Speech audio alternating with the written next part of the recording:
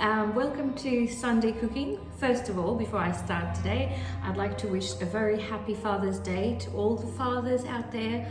I hope everyone had a great day with their family. I'd like to wish happy Father's Day specifically for my father himself, Jean-Claude André, who is in Mauritius, and I'd like to also wish a happy Father's Day to Jean-Paul's dad, who does a lot for us. So thank you for everything you do, and thanks Dad, thanks Grand-Père, thanks Nana. I hope all the dads were very spoiled and got more than socks for Father's Day today. So today, this evening, I am actually recording by myself because Jean-Paul is out with his dad for Father's Day, having Father's Day dinner. So I hope I'm doing this recording okay. Because it's Father's Day, I thought I might cook something that I know my dad would enjoy, and a dish that I know he likes quite a bit, and it's a dish that's very close to our heart, and I grew up with that, is cassoulet. So tonight's recipe is going to be a traditional French cassoulet, which is a dish made with cannellini beans and some sausages, and you can use duck for that, and I can't wait to start cooking this with you. So for this dish, guys, we're going to need a few ingredients. The first main one is the cannellini beans, which you can use. You can soak the regular cannellini beans. I'm actually using canned one because I don't have time to actually soak cannellini beans overnight.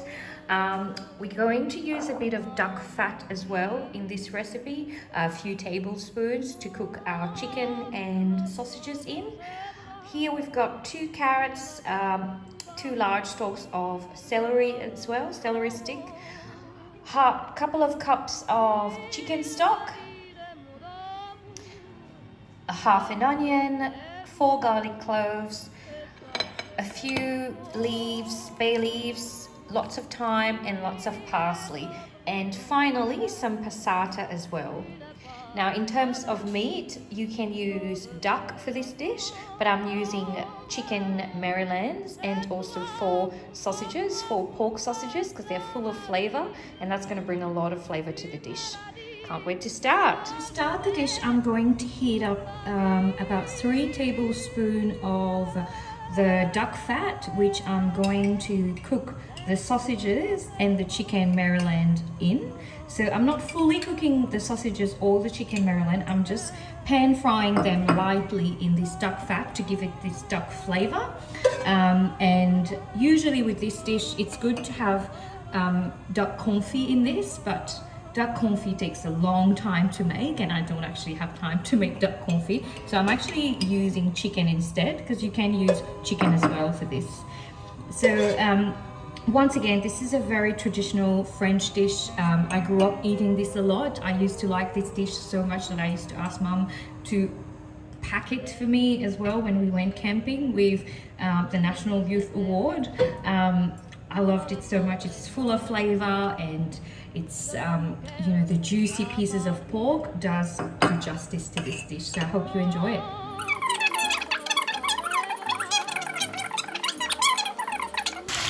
So as you can see, the chicken Marylands are getting lightly fried.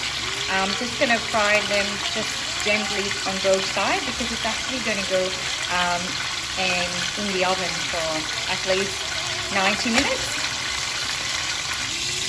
Now I've just put the last piece of chicken Maryland in the frying pan alongside the pork sausages, which I will cook a little bit as well. Whilst that's being done, whilst the chicken Maryland or chicken and the sausages are cooking, get yourself an oven tray, and I've been using duck fat in this. I've just put a bit of duck fat around it, and just put your chicken in there, because that's the oven tray that you're going to use to finish off the cooking in the oven. Now, as you can see, I've pan fried lightly both the chicken Maryland and the sausages.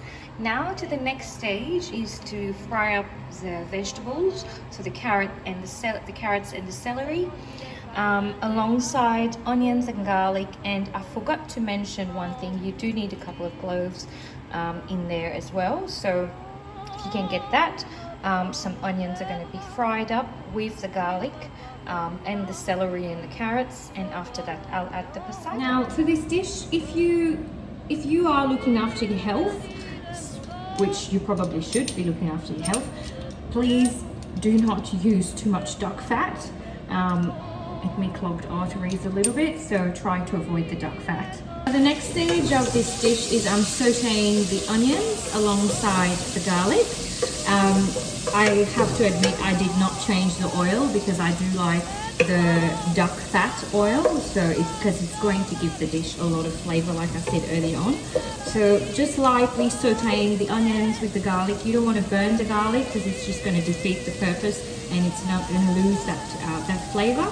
Once the onions and the garlic are sauteed, you can then add the celery to saute as well, and then add your carrots last. As you can see, that yummy duck fat with our onions and our garlic, sauteing gently, and once that's quite soft, then I'm going to add the celery to that. Alright, so the next stage of our dish is coming along great. Our celery is cooking nicely with the onions. Now it's time to add your carrots. Now for this dish, you don't want to be adding too much vegetables. Carrots and celery are quite enough for this because it's cooking with a lot of fat, with a lot of meat as well, and the herbs. You can choose to have this with a mashed potato, roast potato on the side, but you wouldn't be doing the dish injustice if you added potatoes. It is Sunday night after all, it is Father's Day, so cheers to all the dads out there. Hope you're having a good evening with your family. Our next stage now is to add our cannellini beans to the carrots and the celery. Now, like I said before, you could choose to use cannellini beans and let them soak overnight, but I'm just using the ones that are from the can as it's quite fast and easy to use. I just give it a bit of a rinse to remove the can content from it, and just be mindful when you're stirring it not to over-stir because you don't want cannellini paste. Time to add your passata as well. I'm just putting in about 4 tablespoons, this tablespoon of passata in the mix. So that will give it, will just bring that tomato flavor within the dish as well. Now, if you feel that's not enough, you can add some more, and yeah, go from there. I've now just added the rest of the ingredients to this mix, which is the passata has gone in. I've now put in the bay leaves, the chopped parsley, and also I'm going to put in the thyme in there too, and just let them bubble away for at least a couple of minutes. I've added the passata and I've also added the chicken stock to that, so it's about 3 big cups of chicken stock in there. Mind you, I am cooking for just Jean-Paul and I, so if you're cooking for more people, just increase it by at least 4 cups of chicken stock. This beautiful mixture is bubbling away. Just a couple of minutes more and then we're ready to pour it on the chicken Marylands and the sausages. Alright, so now that this dish is ready to go in the oven, what I've done is I've just poured all the contents in there and it's going to be quite watery. That's what it's supposed to be. It's going to reduce, and put all your contents with all your beans and the carrots and everything there. Thank you. Alright, I may have overflown this a little bit, but you get the gist of it. You've just got to, if you've got a Dutch oven or a big pot that you can put in the oven, like a big pot that you can put in the oven, please use that. I don't have mine at the moment at home, so I'm using this oven tray, which is deep enough for my 4 chicken Marylands, but if you've got a Dutch one, just use that. So the cassoulet is done. It's a bit crispy on the outside, it's supposed to be. Can't wait to tuck in. 90 minutes in the oven, and there you have it.